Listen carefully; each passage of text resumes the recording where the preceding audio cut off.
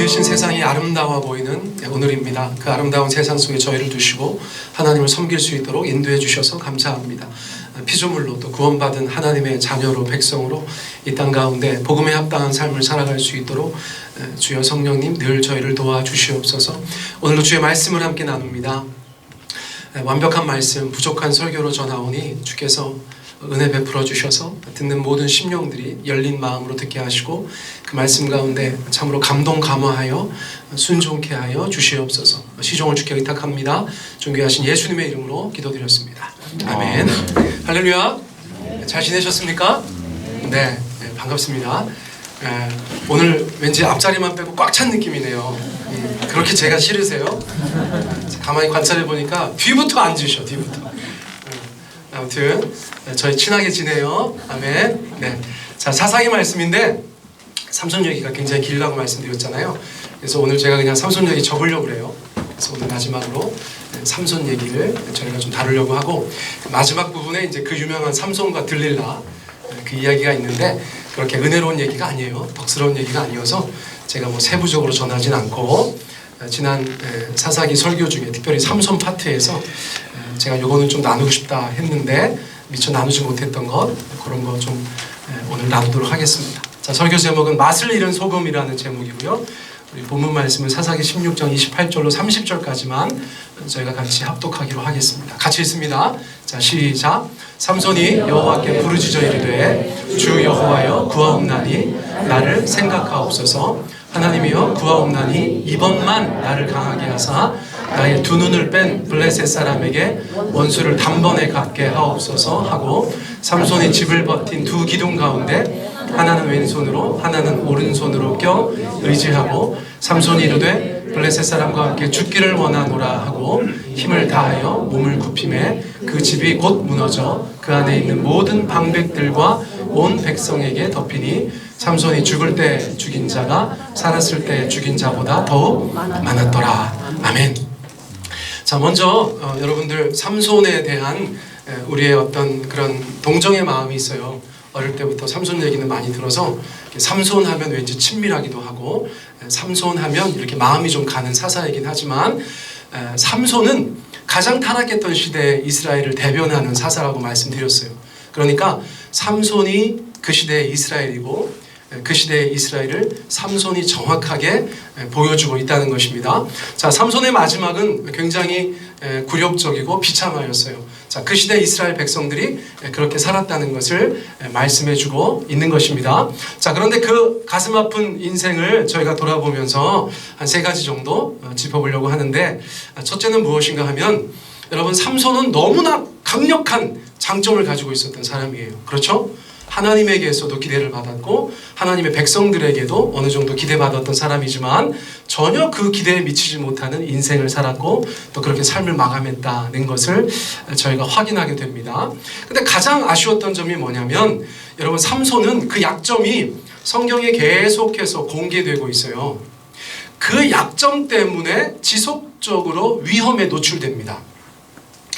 저희들의 인생도 한번 돌아보세요. 여러분들 삶에 장점이 있으실 거예요. 여러분들의 삶에 강점이 있으실 거예요. 그런데 약점도 있고 단점도 있어요. 근데 그 단점과 약점이 우리를 계속해서 어떤 일에 연루되게 하고 어떤 위험에 처하게 하고 우리의 삶을 조금 위태롭게 하는 경향도 있을 수 있습니다. 근데 그것이 관리되거나 또는 해결된다면 얼마나 좋겠어요. 근데 삼손은 굉장히 분명한 단점을 가지고 있어요. 자, 어떤 단점이에요? 제가 모교회에서 고등부 교사를 한 10년 가까이 했습니다. 여름만 되면 애들 데리고 이제 산으로 들러가서 여름 수련회 하는데, 제가 지금도 잊지 못하는 한 장면이 있어요. 저기 속리산 자락에 알프스 수영관이라고 굉장히 대단하죠, 이름이. 그 수영관에 가서 수련회를 하는데, 제가 이제 포스트 게임, 추적 게임 뭐 이런 얘기 들어보셨죠? 코스마다 다니면서 애들하고 게임해가지고 그 게임을 통해서 아이들한테 신앙의 교훈을 주는 그런 것이 있었는데, 제가 이제 그 해에는 시내가에서 순서를 맡았어요. 뭐 하는 거냐면, 애들이 오면 애들하고 이제 물놀이 조금 하다가 너네 신앙을 가장 힘들게 하는 거, 너네 인생의 큰 유혹거리 이런 것들을 넙대대한 돌에다 유성매직으로 쓰는 거예요. 그리고 나서 그것을 이제 멀리 던지는 거예요. 뭐 나의 삶의 죄야 가라, 뭐 내 삶의 약점이야 뭐 떠나라 막 이러면서 집어 던지고 기도 한번 하게 하고 보내는 거예요. 근데 이제 그날 이제 계속해서 조가 왔다 갔다 하는데 이순의 조가 왔어. 이수. 제가 왜 그 친구 이름을 기억하냐면 이수 건설이 있잖아요. 제가 그 이름을 기억하고 있어요. 이수라는 애가 있는데 등치도 엄청 좋아요. 키도 크고 진짜 상남자 같이 생겼는데 이순의 조가 왔어요. 그래서 제가 이제 순서대로 다 하고 나서 내가 돌 하나씩 갖고 와. 그랬더니 애들이 막 이렇게 넓적한 돌 막 들고 와요. 유성매직 나눠주고 너네가 가장 힘든 거, 너네 신행 방해하는 거, 유혹거리 적어. 그럼 애들이 막 이렇게 막 감추고 적어요. 응? 유성매직이니까 안 지워져요. 그리고 나서 제가 막 지금 멀리 던져 이렇게 하는 거예요. 근데 이수가 장난을 잘 쳐요. 그러니까 선생님이 있으니까 선생님한테 던진 거예요. 무슨 말씀인지 아시죠? 저를 죽이려고 한 게 아니라 제 앞에다가 다른 애들은 막 멀리 던지는데 얘도 이야 하고 제한테 이제 장난 삼아서 던진 거예요. 그러니까 제가 이제 물튀기니까 너 이순아 막 이러면서 자 이제 너네 가. 근데 다음 조가 안 오는 거예요. 시간이 꼬였어. 그래서 제가 이제 계속 심심해서 기다리고 있다가 이렇게 가만히 보니까 이수가 던진 돌이 있어요. 그래서 제가 이제 그 보면 안 되잖아요. 보면 돼요, 안 돼요? 안 되죠. 그 사랑하는 제자가 은밀하게 적은 건데 보면 안 되죠? 그런데 봤어요.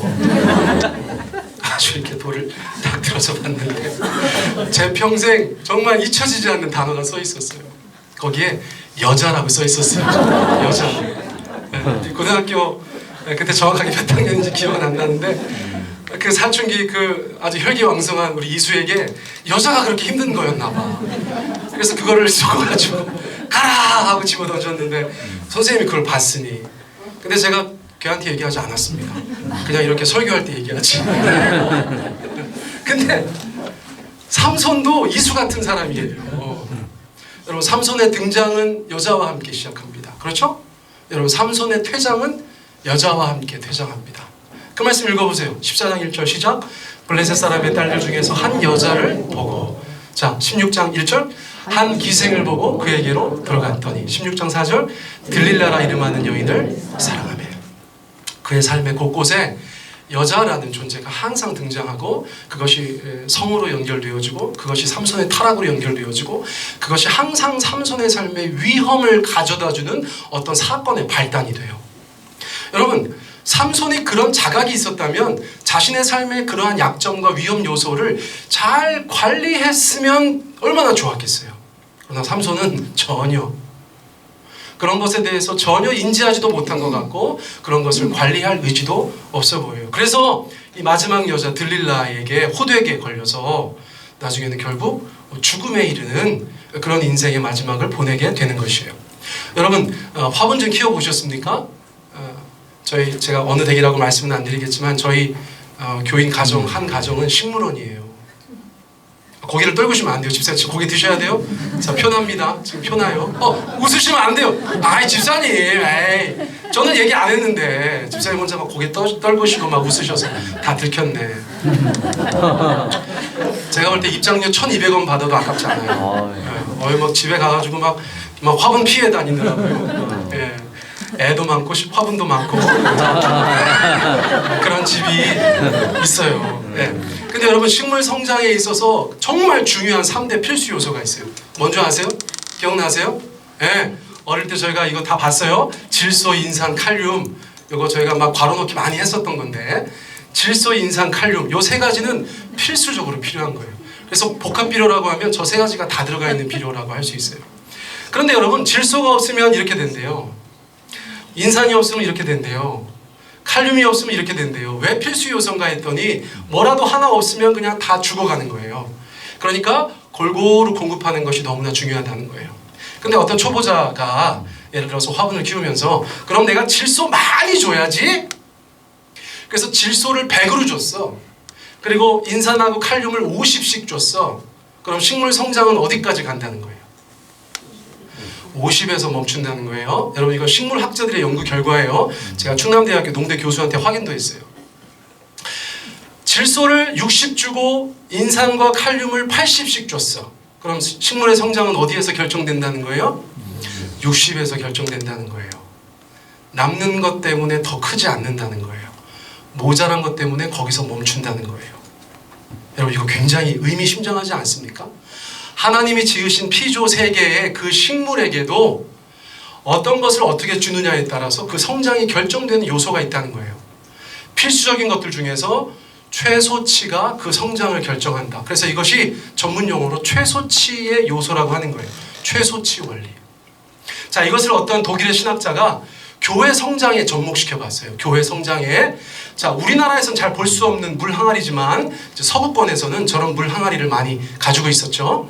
자, 나무를 이렇게 쪽을 대가지고 그거를 이렇게 묶어가지고 물동이를 만든 거예요. 자, 한번 관찰해 보세요. 첫째, 나무 조각의 길이가 다 다릅니다. 그렇죠? 그러면 여기서 가장 긴 나무 조각을 대면서 그 물동이 주인은 무엇을 기대할까요? 이야, 이 물동이가 이만큼의 물을 담을 수 있으면 좋겠다. 그렇게 기대하겠죠? 그런데 물을 붓기 시작했어요. 어디까지 물이 찰까요? 네, 가장 짧은 나무 조각까지밖에 차지 않는다는 거예요. 다른 조각들이 막 하늘 높이 솟는 나무 조각이라고 해도 어떤 것이 그냥 한 30cm 정도 되는 나무 조각이라면 그 물동이는 30cm 이상의 물을 담을래야 담을 수가 없다는 거예요. 저것 또한 최소치의 원리라고 얘기할 수 있어요. 여러분, 삼손은 강점과 장점이 엄청 많았어요. 이 주변의 조각들이 굉장히 높고 단단했어요. 그렇다고 해서 삼손 가운데 하나님의 역사하심과 하나님의 은혜가 그런 강점만큼 있었습니까? 아니죠? 여러분, 늘 그 약점과 그 삼손이 가지고 있었던 그 부족한 점에서 하나님의 은혜가 항상 흘러넘쳐서 그냥 허비되었어요. 여러분, 저는 이게 참 중요하다고 생각해요. 우리 가정도 마찬가지고 우리 교회도 마찬가지예요. 어떤 것을 잘하는 거 여러분 중요합니다. 그러나 우리의 부족한 부분들, 우리의 약점, 우리의 고질적인 어떤 연약함들, 여러분 그것들을 우리가 세워나가는 것이 굉장히 중요하다는 것이에요. 하나님이 지으신 세상에 그런 원리들이 숨어 있다는 것입니다. 여러분, 그럼 우리가 한번 우리 자신을 한번 돌아볼까요? 여러분, 우리 부부를 한번 돌아볼까요? 여러분들 가정을 한번 돌아볼까요? 우리 목장이나 우리 교회를 한번 돌아볼까요? 여러분, 무엇이 우리의 성장과 우리의 성숙을 결정짓고 있어요? 여러분들이 늘 잘하셨던 거? 그건 아닐지도 몰라요. 우리가 늘 힘들어했던 거, 우리가 늘 아쉬워했던 거, 어쩌면 거기에서 우리의 신앙은 머물러 있을 수 있어요. 여러분, 잘 세워나가시기를 축복합니다. 아멘? 네. 여러분, 공부 다른 거 다 잘해도 수학 하나 못하면 평균 팍 깎이잖아요. 이건 제 얘기예요. 저희 선생님이 늘 그러셨어요. 우리 보현이 수학만 잘하면 얼마나 좋을까? 누가 뭐 못하고 싶어서 못했나? 그러나 노력을 해야 돼요. 그렇죠? 최선을 다할 때 우리의 삶의 에버리지가 올라갈 줄 믿습니다. 우리의 신앙의 에버리지가 올라갈 줄 믿습니다. 요거는 여러분 굉장히 중요합니다. 꼭 기억해 보세요. 자, 그런데 삼손은 특별히 그 이성과 관련돼서 성의 문제에 있어서 넘어지는 사람이었을까? 제가 예전에 한번 다루었지만 다시 한번 빨리 다뤄보겠어요. 유혹에 대처하는 자세로서 성경에서 넘버원은 바로 요셉이죠. 요셉. 그렇죠? 여러분, 삶의 유혹이 다가왔어요. 어떻게 하면 돼요? 막 싸워 이기라고 해요, 성경이? 그렇지 않아요. 자, 창세기 39장 10절 읽어보세요. 시작. 요셉이 듣지 아니하여. 네. 여러분, 개그맨 중에 옛날에 아니 돼요 막 이랬던 개그맨이 있어요. 그 개그맨이 어디서 힌트를 얻었나 싶었더니 창세기 39장 10절이에요. 보세요. 아니 돼요 이렇게 돼 있잖아요. 그렇죠. 얼마나 지혜로워요. 뭐라고 하면 그 유혹의 말을 듣지도 않습니다. 뭐 어쩌고 하면 그거 하지도 않습니다. 함께 있지도 않습니다. 그 자리에서 자기를 멀리 떠나가게 하는 것이죠. 이게 가장 지혜롭다는 거예요. 여러분, 39장 13절 읽어보세요. 시작. 요셉이 그의 옷을 자기 손에 버려두고 도망하여 나가요. 유혹의 현장에서 뭐 여지를 두지 않아. 그냥 도마뱀이 꼬리 자르고 도망가듯이 그냥 확 도망가는 거예요, 요셉은. 자, 39장 9절 읽어보세요. 시작. 그런즉 내가 어찌 이 큰 악을 행하여 하나님께 죄를 지으리까? 아무도 없어요. 그 여자하고 나밖에 없어. 그런데 하나님을 인식해요. 신전의식, 코람 데오, in front of God. 하나님 앞에서의 나의 존재를 볼 수 있는 참된 신앙. 여러분, 그것이 요셉에게 있었다는 것이에요. 자, 제가 늘 강조하는 말씀입니다. 데살로니가전서 5장 22절 우리 같이 한번 읽어볼까요? 시작. 악은 어떤 모양이라도 버리라. 어떤 모양으로 다가오는 악이라고 해도 그것을 버려야 된다는 거예요. 여기 성경 보니까 뭐라고 되어 있어요? Stay away from 이렇게 되어 있어요. 모든 종류의 악에서 stay away from 해라. 그래서 저걸 한국말로 번역하면 뭐예요? 멀리 해라. 거리를 두어라. 버려라. 벗어나라. 이렇게 번역할 수 있다는 것이에요. 자, 여러분들을 넘어뜨리려고 하는 유혹의 자리에서, 유혹의 대상 앞에서 어떻게 해야 돼요? 멀리 하세요. 아멘? 이거 한번 해볼까요? 제가 멀리 하세요 하면 아멘 이렇게 해보는 거예요. 너무너무 싫어하시니까 꼭 하겠어요. 시작. 자, 멀리 하시기 바랍니다. 아멘. 거리를 두시기 바랍니다. 아멘. 버리시기 바랍니다. 아멘. 벗어나시길 바랍니다. 아멘. 아멘. 아유, 재미 되게 없어요. 자, 어쨌거나 여러분들 마음에 새겨두셨을 줄 믿어요. 이거 굉장히 중요한 것이에요. 자, 고양이에게 생선을 맡겼어요. 그리고 나서 주인이 아유, 우리 양이가 이 생선 안 건들겠지 이렇게 기대하는 인간은 바보예요. 그렇죠? 여러분 지금 제 표정 한번 보실래요? 제 어떤 표정이에요? 아, 저 말고요. 쟤요. 아니 왜 저를 쳐다봐요? 깜짝 놀랐네. 제 표정 보라니까. 제 표정. 제 표정 어떤 표정이에요? 이렇게 마음이 안 맞아서 어떻게 한 교회를 다닐 수 있겠어요? 자, 제 표정 보시라고요. 어떤 표정이에요? 사진 찍는 사람이 이제 딱 뒤돌아서면 어떻게 할 것 같아요? 바로 생선 짚고 뛰어요.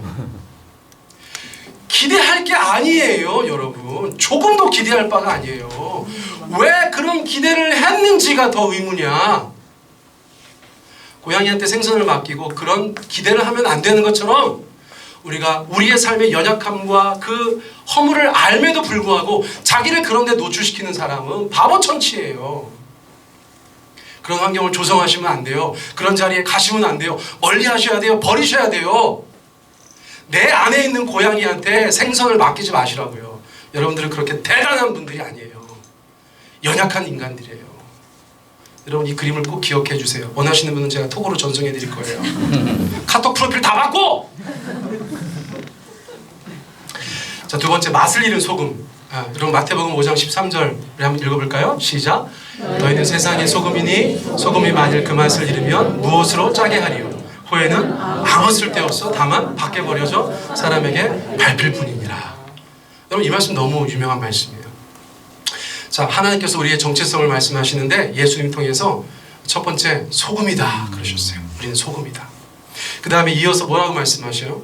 빛이다 그러셨어요. 어떤 잡지가 빛과 소금 이렇게 하는 바람에 사람들이 그렇게 순서인 줄 아는데 원래 순서는 소금과 빛이야. 소금과 빛. 우리 옆 사람한테 한번 얘기해 보세요. 당신은 세상의 소금과 빛입니다.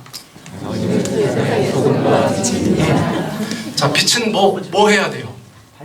밝히는 거예요. 여러분 주변의 목사님들이 저보고 우리 남 목사는 빛의 사자가 돼가고 있어 이렇게 저한테 얘기하세요. 얼마나 기쁜지 몰라요. 제가 정말 점점점 빛의 사자가 되고 있어요. 이제 하나 남은 사명이 있어. 뭐냐면 더 짠맛을 내는 소금이 되는 거예요. 여러분 소금이 짠맛을 낼 때 어떤 일이 벌어져요? 우리가 알 수 있는 두 가지 굉장히 중요한 역할이 있어요. 하나는 맛을 내는 것입니다. 그렇죠? 또 하나는 무엇입니까? 여러분 썩어져 가는 것을 막아서는 거예요. 이 두 가지 기능과 역할은 소금에게 있어서 너무나 숙명적인 거예요. 그런데 예수님께서 지금 예로 든 소금은 그 맛을 잃은 소금이라는 것이에요. 우리와 다른 소금이에요. 거기는 이제 바위에서 캐내는 소금이니까 우리 같이 염전해서 그렇게 하는 것이 아니고 소금이 맛을 잃을 수도 있어요. 그런데 그런 소금들은 어떻게 된다는 것이에요? 여러분 어떻게 된대요? 밖에 버려져서 사람들에게 밟힌다는 거예요. 자, 근데 저걸 얘기하기 전에 예수님께서 그 앞에 한 얘기가 되게 충격적이에요. 뭐라고 그러셨어요? 아무 쓸데없다 그랬어요. 예수 믿는 사람들, 목사 얘기만 할게요. 여러분 목사가 소금과 빛이 되어서 세상 가운데 하나님께서 말씀하신 그 역할과 기능을 온전히 감당하지 않을 때 진짜 쓸데없는 직업 같아. 전 그런 생각 많이 해요. 여러분 제가 무슨 국가 산업에 기여합니까? 제가 무슨 방위에 기여해요? 외교에 기여해요? 제가 어디 가서 뭐 쓸만한 물건 하나 못 만드는 그런 인간이에요. 정말 쓸데없다니까? 족구나 잘하지? 정말 쓸데없는 인간이에요.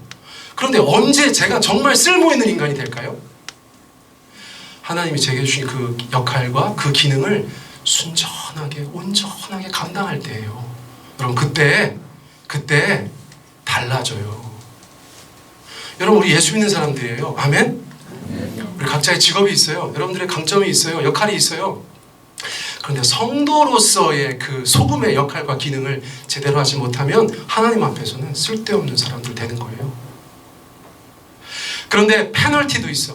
어떻게 된대요? 첫째는 밖에 버려진대요. 주방에서 그렇게 아주 그냥 소중한 존재가 되는 것이 아니에요. 그냥 밖에 버려지는 거예요. 밖에 버려지면 어떻게 돼요? 음식의 맛을 내거나 썩어가는 것을 방지하는 그 역할을 감당하는 것이 아니라 그냥 사람들한테 무참히 밟히는 존재가 된다는 거예요. 여러분 예수님께서 하신 말씀을 편견 없이 바라보면 무서운 말씀들이 굉장히 많아요. 그리고 나서 구약의 소금이었던 삼손을 한번 보세요. 여러분 그가 구약의 인물이었다고 하나님의 기대하심이 소금과 빛과 다르지 않다고 저는 생각해요. 그런데 삼손은 전혀 하나님의 그 기대에 부응하지 못했어요. 그 첫 번째 어떻게 됩니까? 밖에 버려졌어요. 어디로 갔어요? 가사에 갔어. 가사. 이스라엘 영내 블레셋의 수도 같은 가사에 버려졌어요. 여러분 이 16장 21절 22절 말씀 읽어보세요. 자 시작. 블레셋 사람들이 그를 붙잡아 그의 눈을 메고 가사로 내려가 노줄로 메고 그에게 목에서 맷돌을 돌리게 하였더라. 얼마나 가슴 아파요. 아유 우리 삼손 그랬던 성경의 독자가 이 구절을 읽으면서 가슴을 치게 돼요. 아, 왜 그렇게 됐니 삼손 왜 그렇게 됐어? 자 보세요. 일단 그를 붙잡아 갑니다. 누구도 삼손을 붙잡을 수 없었죠 이전에는. 그런데 맛을 잃은 소금이 되니까 힘이 없어요. 자 눈을 빼요. 한평생 이쁜 여자 쳐다보던 그 눈을 세상에 블레셋 사람들이 빼버렸대. 끌고 가요. 내려가. 올라갔다 내려갔다 뭔가 상징적인 것 같이 느껴지지 않으세요? 네, 그의 인생이 내려가요. 자 노줄로 메어져 있어요. 늘 뭐를 묶든 간에 다 풀던 사람인데 이제는 메어져 있어요. 자유로웠던 영혼인데 옥에 갇혀 있어요. 그리고 뭐 하고 있어요? 맷돌을 돌리게 합니다. 여러분 삼손과 들릴라 이런 영화 보신 분 계세요? 옛날 영화에 보면 저 장면을 굉장히 막 리얼하게 묘사하고 있죠. 여러분 삼손이 어떤 맷돌 돌리고 있어요? 엄청나게 큰 맷돌 돌리고 있어요. 영화들 좀 보세요. 막 삼손이 막 진짜 막 바윗돌 같이 큰 맷돌을 막 이렇게 돌리고 있죠. 근데 제가 이번에 책 보면서 깜짝 놀랐네. 그때는 그런 맷돌이 없었다네. 영화 만드는 사람들이 고증을 잘해야 돼요. 왜냐면 그 한 번 본 사람들은 그 이미지가 딱 각인돼가지고 그런 줄 알거든. 여러분 사사기에 맷돌 여러 번 나온 거 기억하세요? 사사기에 맷돌이 여러 번 나왔어요. 제가 설교할 때 다 말씀드리진 않았지만 근데 그 맷돌 막 집어던지는 사람들이 다 여자야 여자. 여자들이 집어던져. 그 영화에 나왔던 그런 집채만한 바위를 집어던지는 여자라면 가까이 하면 안 되겠죠. 이게 무슨 말이에요? 그 맷돌이 그렇게 크지 않았다는 거예요. 제가 지난번에 한번 말씀드렸어요. 밑에 것은 굉장히 커요. 그런데 위에 거는 작아요. 우리 주방용품 도깨비 방망이 같이 생겨가지고 이렇게 가는 형식의 맷돌이 고대 팔레스타인의 맷돌이었다는 거예요. 그러니까 더 가슴이 아파. 차라리 삼손이 큰 거 돌렸으면 마음이 편했겠어. 근데 어떻게 하고 있었다는 거예요? 그 맷돌을 돌리려면 여러분 무릎을 꿇거나 쪼그려 앉아야 된다는 거예요. 네? 더 가슴 아프죠? 그냥 우리 이거 잊어버리고요. 큰 거 돌린 걸로 해요. 그러니까 이 모든 묘사가 삼손의 이전 모습과 비교했을 때는 한없이 초라하고 한없이 굴욕적인 모습이에요. 맛을 잃은 소금으로서 하나님께 선택받았지만 그 맛을 잃었던 소금으로서 그 사사의 그 마지막 모습이 너무나 비참한 거예요. 이제 이방인들에게 밟힙니다. 여러분 사사기 16장 25절 같이 읽어보세요. 시작. 그들의 마음이 즐거울 때에 이르되 삼손을 불러다가 우리를 위하여 제주를 부리게 하자 하고 옥에서 삼손을 불러내매 삼손이 그들을 위하여 제주를 부리니라. 예전에 삼손 생각하면 말도 안 돼요. 근데 이제 어떻게 해요? 자기가 힘도 없고 눈도 빠지고 붙잡혀 있으니까 그 사람들이 막 위협해서 하라고 하는 제주를 부리는 거예요. 광대 노릇을 했어요. 그 수많은 블레셋 사람들 앞에서 우상 숭배자들 앞에서 여러분 광대 노림을 했어요. 한마디로 뭐예요? 조롱받은 거예요. 조롱받은 거. 조롱의 대상이 돼. 조롱의 대상. 밖에 버려져서 사람들에게 밟히는 거예요. 여러분, 제가 한 교회를 소개하려고 하는데 억하심정은 전혀 없어요. 제가 가슴이 아파서 말씀드리는 거예요. 한국 교회는 여러분 소금으로서 그 맛을 유지하고 있습니까? 잃어가고 있습니까? 개교회가 여러 개가 있으니까 어떤 교회는 잘하고 어떤 교회는 못하고 하죠. 근데 최근은 대형 교회들이 좀 사고를 많이 치고 있어요. 대형 교회라는 건 제가 지난번에도 여러 차례 말씀드렸지만 돈과 사람이 많은 곳이죠. 그것을 정말 하나님 앞에 깨어있지 않으면 이제 썩은 내가 나는 것이에요. 여러분, 제가 이 교회에 대해서 저는 사실 애착이 좀 있었어요. 왜냐하면 과거에 돌아가신 목사님 계실 때는 한국 교회의 개혁의 상징 같은 교회였어요. 목사님 한 분 새로 오셨는데 그 목사님께서 좀 욕심이 많은 분이었어, 제가 볼 때. 그래서 여러 가지로 좀 문제들을 이제 그때부터 막 일으키셨어요. 제가 요 성가대만 세봤어요. 요 성가대만 요 200명 가까이 됩니다. 제가 요만한 예배당을 기도하고 있어요. 할렐루야. 아이고 가슴 아파라. 근데 이제 나중에 보니까 성가대가 여기도 있어. 아따. 예, 요것만 한 180명 되더라고요. 제가 어제 세봤어요.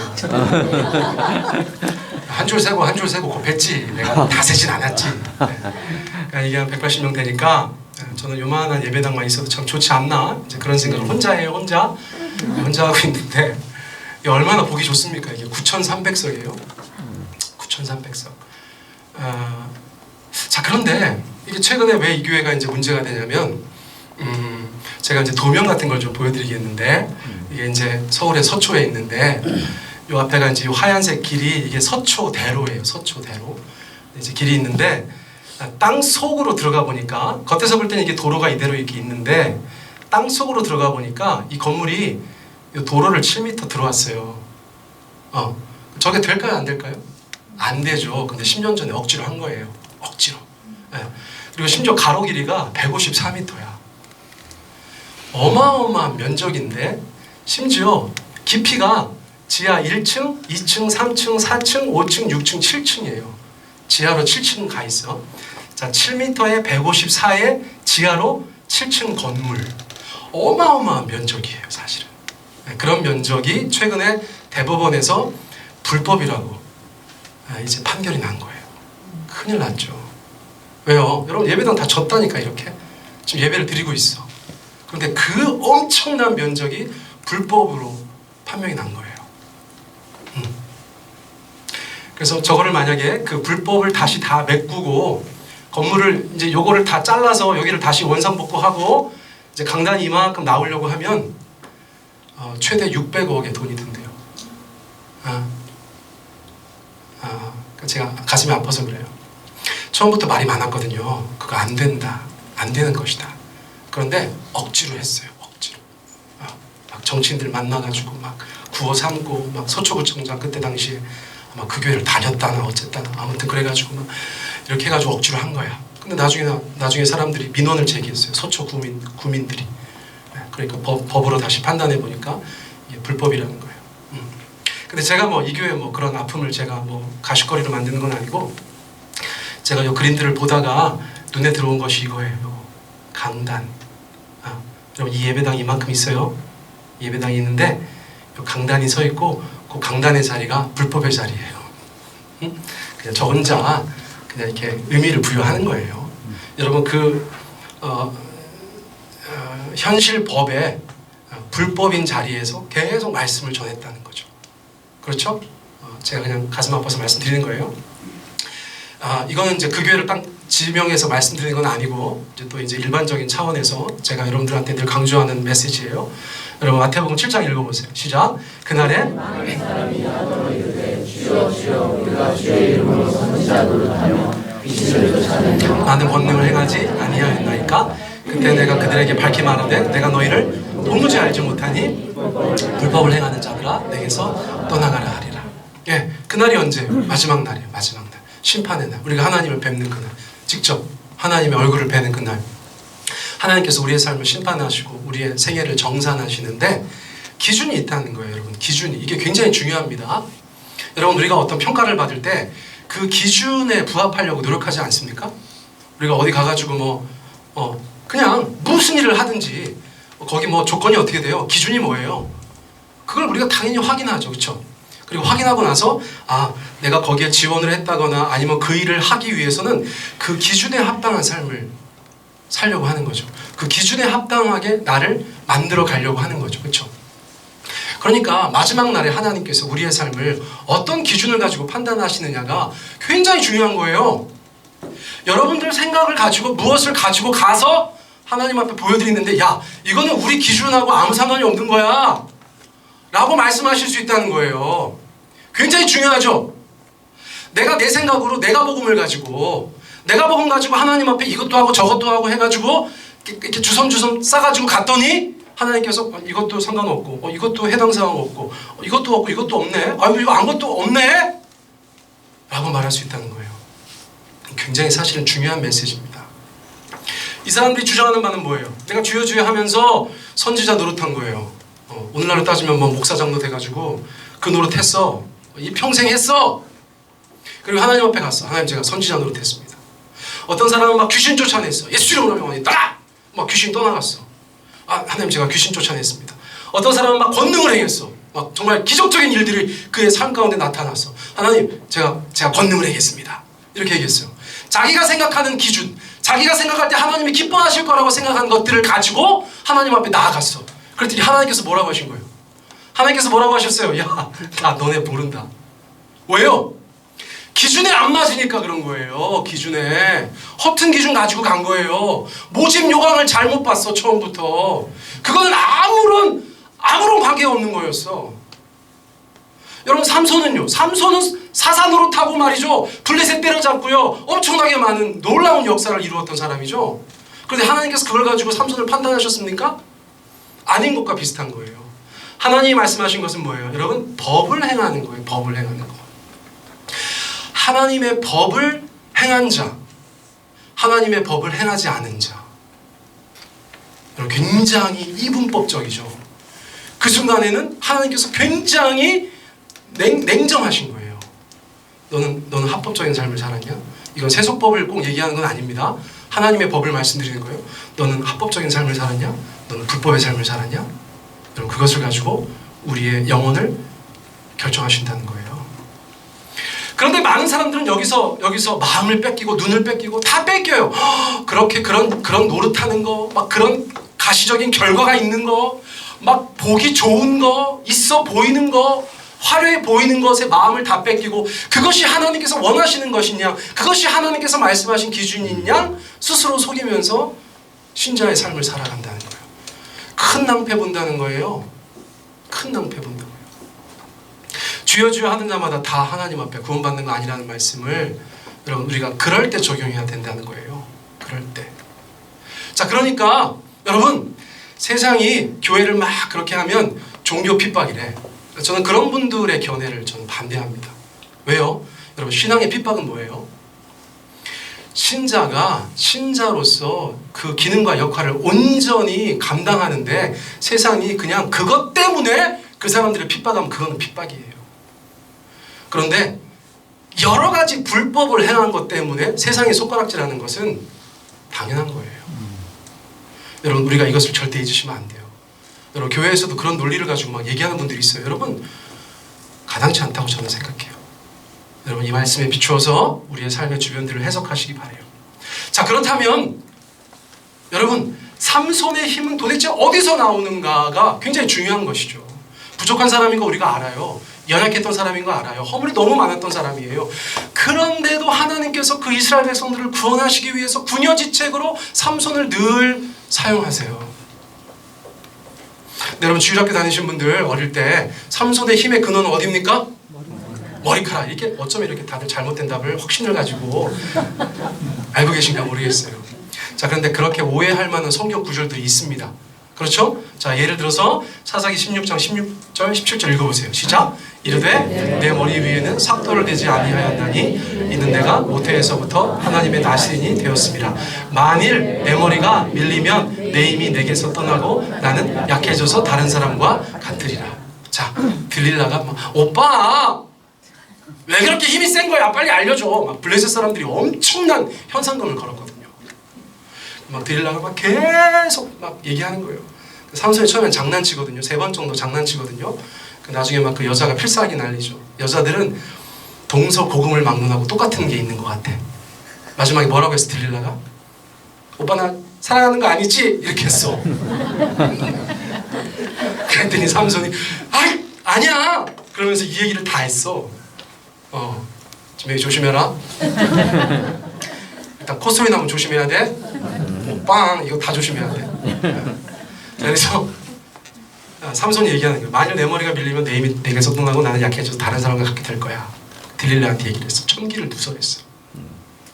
자, 그래서 들릴라가 어떻게 했어요? 읽어보세요. 시작. 들릴라가 삼손에게 자기 무릎을 베고 자기하고 사람을 불러 그의 머리털 7가닥을 밀고 괴롭게 하여 본즉 그의 힘이 없어졌더라. 자, 7가닥은 머리카락 7개가 아니라 7 뭐라 그래? 머리 묶은 거 뭐라 그래? 묶음? 너무 사무적인 것 같아요. 묶음? 이거 뭐라 그래 이거?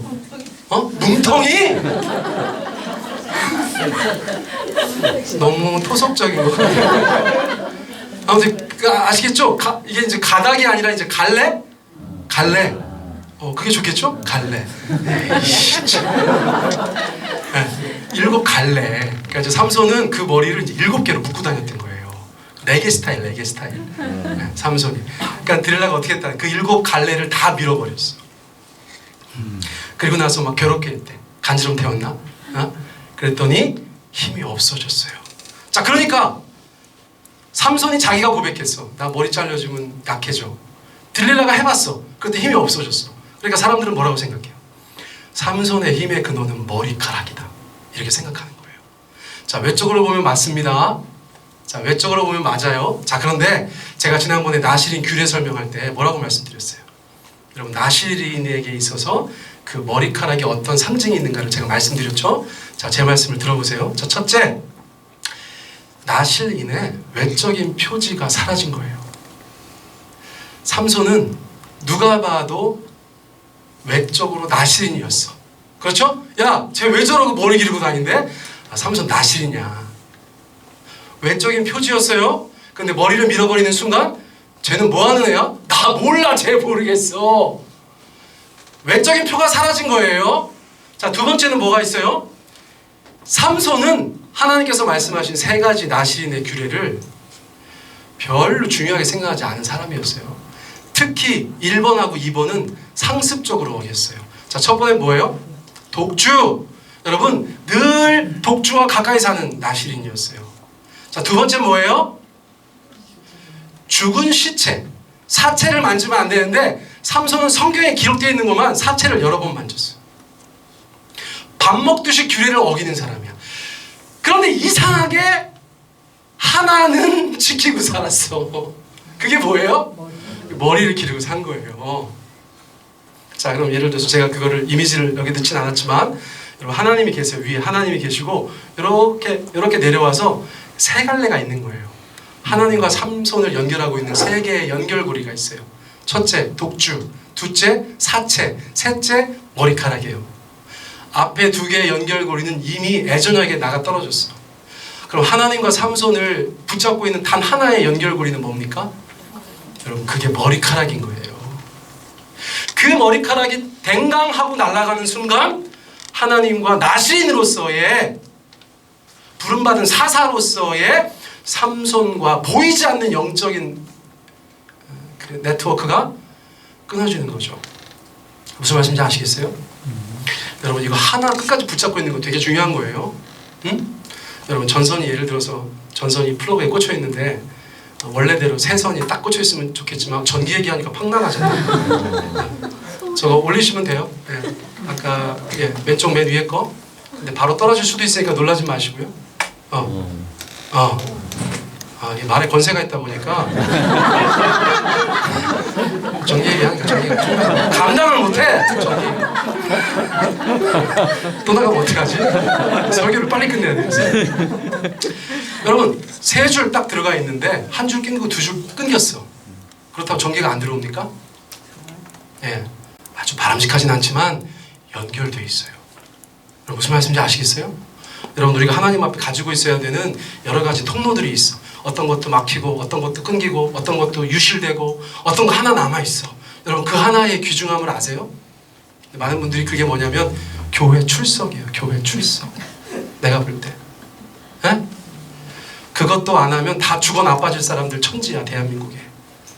근데 사람들이 교회 출석을 엄청 쉽게 생각해. 별거 아닌 것 같이 생각해. 교회 떠나는 분들 끝까지 붙잡아 보면 그거 별거 아닌 것처럼 생각하고 내동댕이 쳐요. 근데 어떻게 되는 줄 아세요? 다 그렇다고 말씀드릴 수는 없지만 여러분 그 하나 딱 끊기는 것이 그 이전하고 엄청나게 다른 일이 벌어지게 되는 거예요.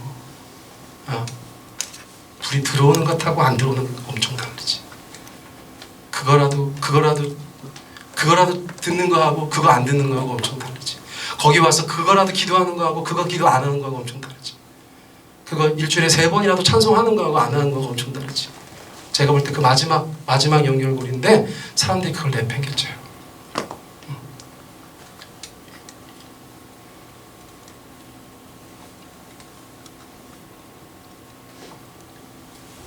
그 착각하는 거야. 외적인 거 보이니까. 외적인 거. 머리카락 때문에 그랬구나. 아니에요. 여러분 성경 말씀 잘 보세요. 삼손이 기적적인 힘을 발휘하기 직전 성경 구절들이에요. 앞에 3개는.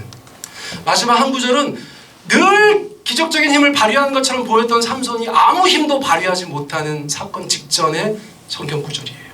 한번 읽어보실래요? 자, 시작. 여호와의 영이 삼손에게 강하게 임하네. 19절. 여호와의 영이 삼손에게 갑자기 임하시네. 14절. 여호와의 영이 삼손에게 갑자기 임하시네. 19절. 여호와께서 이미 자기를 떠나신 줄을 깨닫지 못하고. 앞에 거는 어떻게 그렇게 하나님 앞에 힘을 썼대요? 성령께서 그를 사용하신 거예요. 마지막에는 왜 그렇게 무력했대요? 하나님이 떠나신 거예요. 왜요? 더 이상 연결고리가 없어요. 삼손의 삶에 연결고리가 없어요. 삼손의 심령과 하나님의 네트워크가 끊어졌어요. 분명히 알 수 있어요. 삼손은 자기의 힘으로 그런 것들을 한 것이 아니에요. 하나님이 그에게 그 힘을 불어주셨던 거예요. 삼손이 자기 힘이 부족해서 당한 게 아니에요. 하나님의 영이 그에게서 떠나셨던 거예요. 여러분 구약의 성경은 그런 형태로 역사하신다고 말씀드렸죠. 오늘날 우리가 모시고 있는 성령님하고 역사하시는 방식이 좀 달랐어요. 오셔서 역사하시고 그가 합당하지 않으면 떠나시는 성령님의 모습을 구약 성서는 우리 가운데 보여주고 있어요. 여러분 삼손의 삶의 강점으로 보였던 것들이 알고 보니 하나님의 강점이었어요. 하나님의 강점. 삼손의 삶에 가장 무기력했던 순간에 하나님의 부재가 있었던 거예요. 여러분 이것을 우리가 결단코 잊어서는 안 돼요. 자, 그런데 오늘 저희가 읽었던 그 본문 말씀에 어떤 모습이 나타나요? 삼손이 마지막 하나님 제가 힘을 발휘할 수 있게 해주십시오 하고서 살아있을 때 죽인 블레셋 사람들보다 죽을 때 죽인 블레셋 사람이 더 많은 그 사건이 있잖아요. 어떻게 된 거예요? 여러분 이 말씀 읽어보세요. 16장 21절 22절 같이 읽습니다. 시작. 블레셋 사람들이 그를 붙잡아 그의 눈을 빼고 끌고 가사로 내려가 놋줄로 매고 그에게 옥에서 맷돌을 돌리게 하였더라. 그의 머리털이 밀린 후에 다시 자라기 시작하니라. 아니 무슨 그렇게 남의 모발에 관심이 많아가지고 성경에서는 저런 것까지 다 기록해 놓고 있어요? 무슨 뜻일까요? 앞서 제가 설명드린 것을 가지고 이 구절을 이해하면 어떻게 이해할 수 있어요? 예? 단순히 머리카락이 자란 게 아니에요. 앞에 3가지가 부지불식간에 회복되고 있는 것이에요. 연결고리가 다시 생기는 거예요. 나신의 외적 표가 다시 보이기 시작해요. 하나님께서 말씀하셨던 그 3번째 규례를 삼손이 다시 지키기 시작하는 거예요. 단절되었던 불안했던 네트워크가 다시 하나님 앞에서 회복되기 시작하는 거예요. 연결되기 시작하는 거예요. 힘의 근원에 우리가 다시 다가가기 시작하는 거예요. 삼손이 몰랐어요. 몰랐는데 그 모든 것들이 부지불식간에 이루어지고 있었던 거예요. 하나님 앞에 그가 간절히 기도해서 그런 일이 있었던 것도 있지만 하나님 앞에 회복되었던 거예요. 하나님의 백성으로, 사사로, 그 맛을 간직한 소금으로 그가 다시 그렇게 변화되어지고 있었던 것이에요. 자, 그래서 그 마지막은 어떻게 됩니까? 여러분, 살아있을 때 죽인 우상 숭배자들보다 죽을 때 죽인 우상 숭배자들이 더 많은 그 마지막 하나님에게 쓰임받는 그 모습, 여전히 부족하고 여전히 말이 많지만 할 말이 많지만 그럼에도 불구하고 그 모든 것을 합력하여 하나님께서 그의 삶을 이렇게 선하게 포장하셔서 그의 인생을 마무리하게 하시는 우리가 그 하나님의 손길을 보게 되는 거예요. 사랑하는 성도 여러분, 삼손의 삶에서 우리가 직접적으로 받을 수 있는 교훈이 많지 않아요. 그러나 반면 교사로 삼아서 우리 마음 가운데 간직할 만한 교훈들은 굉장히 많은 사람입니다. 여러분 잊지 마세요. 그 세 가지 잊지 마세요. 여러분 삶에 혹시나 너무나 도드라진 약점이 있어요. 그것 때문에 막 신앙이 항상 위태위태하고 막 삶에 어려움이 다가오실 수 있어요. 여러분 그거 잘 하나님 앞에서 이렇게 세워 나가기 축복합니다. 여러분 맛을 잃은 소금은 밖에 버려져서 사람들에게 밟힙니다. 여러분 그 맛을 필사적으로 간직하셔야 돼요. 마지막 우리의 힘의 근원은 어디 있다고요? 오직 하나님께 있어요. 여러분 그것을 분명히 기억하셔야 돼요. 마지막 하나의 골이라도 여러분 가볍게 생각하지 마시고 내가 하나님께 연결되어져 있는 그 마지막 하나의 통로라도 여러분 감사함으로 늘 붙잡고 사시기를 축복합니다. 아멘. 이 시간을 같이 기도하겠습니다. 이 시간 기도하실 때 그 세 가지 포인트를 여러분들의 삶에 하나하나 적용하시면서 그렇게 기도하셨으면 좋겠어요. 여러분 간절히 기도하기 원합니다. 우리 한 3, 4분 정도 함께 우리 소리내어 기도 드리겠습니다. 사랑의 하나님 아버지 감사합니다. 가운데 함께 하시는 주님을 저희들이 찬양합니다. 아버지 하나님 우리가